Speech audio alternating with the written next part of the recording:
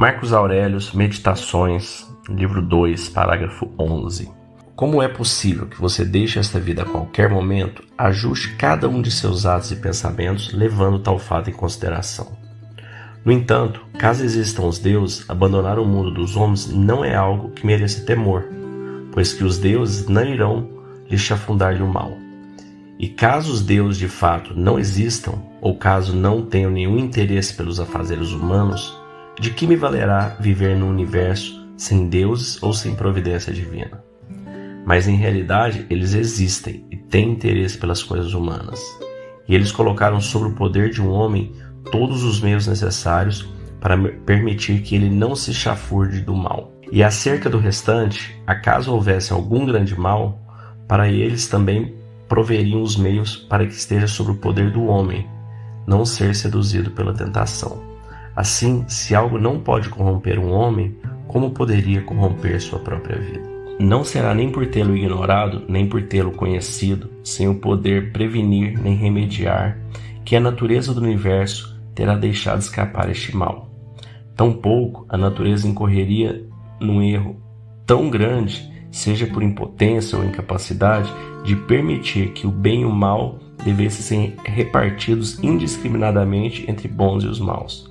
Mas certamente a morte e a vida, a honra e a desonra, a dor e o prazer, todas essas coisas afetam indiscriminadamente os homens bons e maus, sendo elas coisas que não nos tornam nem melhores nem piores, portanto elas não são nem boas nem más. Quão rápido todas as coisas desvanecem! Em todo o universo, os próprios corpos e no tempo as lembranças dele. O que será a natureza de todas as coisas sensíveis, particularmente aquelas que nos atraem pela isca do prazer ou nos aterrorizam pela dor, ou ainda aquelas cujo brilho passageiro nos desatina? Quão sem valor, desprezíveis, sórdidas, perecíveis e mortas, cabe à nossa faculdade intelectual tomar consciência disto. E igualmente observar a quem as opiniões e os bochichos conferem fama, e refletir acerca do que é morte, e o fato de, se um homem a encara a si mesmo, e por um poder de abstração reflexiva a separa de todos os fantasmas imaginários que lhe associamos, ele então, enfim, perceberá que ela é nada mais do que uma operação da natureza. E se alguém tem medo de uma operação da natureza, é infantil. No entanto, a morte não é apenas uma operação da natureza, mas também algo que conduz ao seu cumprimento. E ainda se deve observar como o homem se aproxima da divindade, e por qual de suas partes e quando esta parte se encontra inclinada para tal. Não há nada mais miserável do que um homem que vive rondando em torno das coisas, sondando sobre o que há debaixo da terra, como diz o poeta, e buscando conjecturar o que se passa na mente de seus vizinhos, sem se aperceber de que já lhe seria suficiente atentar para o seu próprio daemon e reverenciá-lo com sinceridade. E tal reverência consiste em mantê-lo puro, livre da afetação das paixões, da irreflexão e da irritação para com o que vem dos deuses ou dos homens. Pois o que vem dos deuses merece veneração pela sua excelência, e o que vem dos homens é digno de nossa afeição, pois eles são nossos parentes. Em alguns casos, de certa forma, eles merecem despertar nossa piedade, pois que são ignorantes do bem e do mal. Uma ignorância comparável àquela que nos permite distinguir o que é branco do que é preto. Mesmo que você fosse viver por 3.000 anos, ou ainda 10 vezes mais isto, ainda assim deveria lembrar-se que nenhum homem perde a vida alguma além daquela que ele vive hoje. Nem vive outra vida além daquela que se vai. Assim sendo, as vidas mais longas e as mais breves por fim se equivalem, pois que o presente dia é o mesmo para todas as vidas, embora o dia da morte seja particular a cada uma delas. Dessa forma, tudo que se perde se assemelha a um breve momento, pois o homem não pode perder nem o passado, nem o futuro, e como ele poderá ser privado daquilo que não possui? Você deve, portanto, ter essas duas coisas em mente.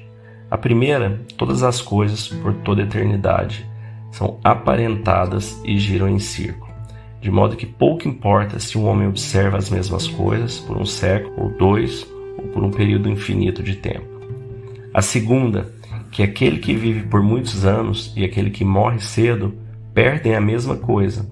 Assim sendo, o presente é a única coisa que pode ser privada de um homem, pois em realidade é a única coisa que lhe pertence, e um homem não pode ser privado daquilo que não tem. Lembre-se de que tudo é questão de opinião.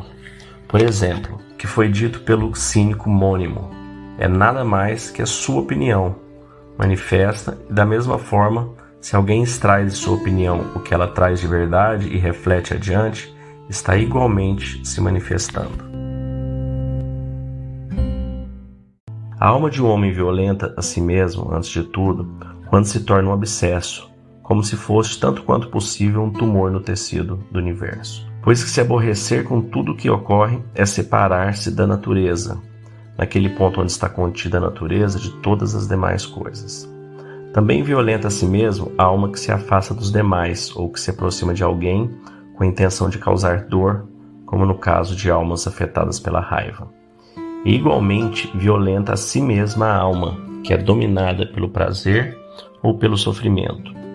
E ainda violenta a si mesmo a alma, que ao interpretar seu papel na sociedade, age ou fala faltando com a sinceridade e a verdade.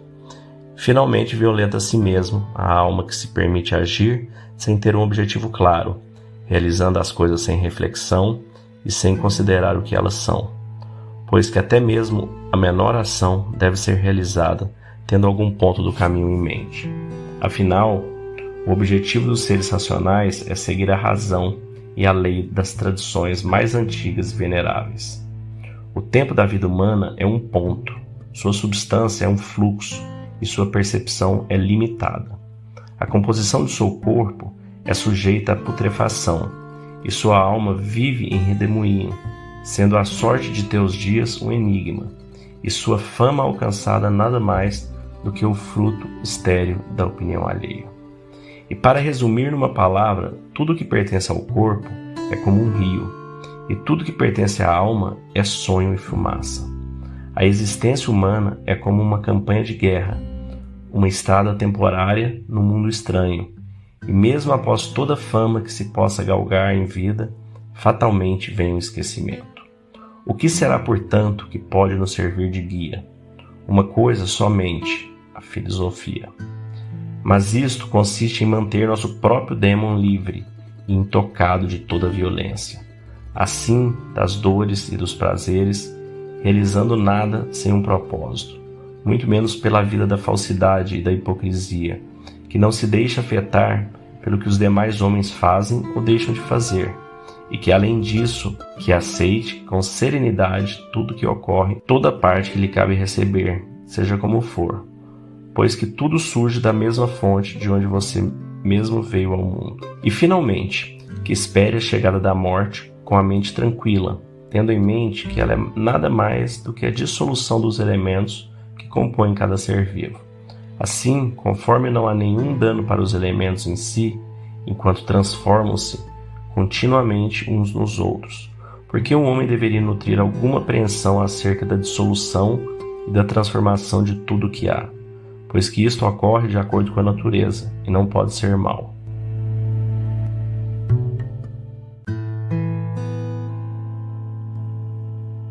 Bom, essa segunda metade do livro 2 eu particularmente acho incrível. E tem muita sabedoria, tem muita coisa nas entrelinhas. É algo que ele escreveu para ele mesmo, isso era uma agenda, um diário, não um livro, né? Então, não tem uma ordem específica, um tema, são coisas que vêm vindo da mente dele, ele vai fazendo as reflexões, né, as meditações em cima disso. E uma que eu acho muito incrível é o fato dele dizer realmente assim, a nossa vida ela é muito perecível, ela é muito passageira, ela passa muito rápido. E tem uma parte que ele diz exatamente, né, como a gente dá valor a coisas desprezíveis, sórdidas, perecíveis, quem as opiniões e os bochichos conferem fama. Nos dias de hoje, mídia social, né, onde toda a informação se espalha, a busca por likes, por curtir, por comentários, vai se tornando praticamente uma doença na vida das pessoas no dia a dia. Você vê que não é diferente do que já era, né? As preocupações são as mesmas. Hoje a gente tem nas mídias sociais isso aí de forma muito mais exponencializada, muito mais latente. Mas os problemas referentes ao ser humano são os mesmos que Marcos Aurélio vivia 2000 anos atrás e os que a gente vive hoje. Então eu recomendo escutar isso algumas vezes, recomendo a leitura do livro também, que quanto mais você lê, mais você vai absorvendo esse conhecimento. Calma da mente é conexão, é intencionalidade, foco por uma vida que vale a pena ser vivida. Acreditamos que a sociedade está enfrentando desafios significativos, com níveis alarmantes de ansiedade, medo e depressão. Acreditamos que a cura está dentro de cada um de nós e nosso propósito é ajudar as pessoas a encontrarem a serenidade mental como o primeiro passo para reconectar consigo mesmas e alcançar o bem-estar do corpo, da mente e da alma. Acreditamos na transformação individual para a cura coletiva. Dentro da Calma da Mente, nós oferecemos um programa baseado em uma filosofia com mais de 2.300 anos, o estoicismo, apoiado em técnicas de meditação e visualização validadas hoje pela neurociência e pela PNL. Nossa missão é fornecer ferramentas e recursos para que as pessoas encontrem calma interior e vivam com propósito, intencionalidade e foco, e conquistem uma vida que vale a pena ser vivida. Para saber mais, entre em calmadamente.com.br ou no QR Code que deve estar aparecendo para você aí e escolha o melhor plano para você, para sua empresa e para sua família.